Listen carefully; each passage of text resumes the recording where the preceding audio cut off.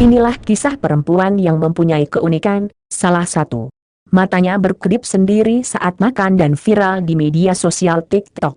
Ia bernama Gatsa Khairunisa yang tinggal di kota Bandung, Jawa Barat. Remaja berumur 16 tahun ini memiliki keunikan sejak lahir. Menurut Ibunda Gatsa, kondisi tersebut tidak apa-apa, sehingga tidak melakukan pengobatan. Meski demikian, Gatsa atau akrab dipanggil Caca ini pernah merasa minder karena dibully.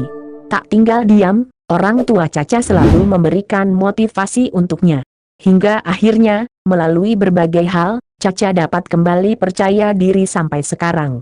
Video perempuan mempunyai keunikan, yakni mata kedip saat mengunyah atau makan viral di media sosial TikTok.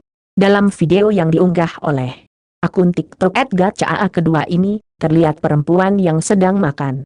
Iya, iya cewek lemes tah. Iya tuh, ngali makin malam makin jadi tuh.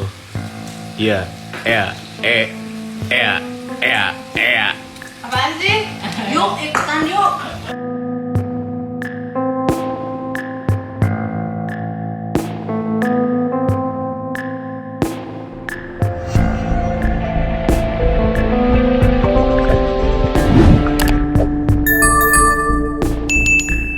Dapatkan berita update dengan mengklik subscribe, lonceng dan berikan komentar.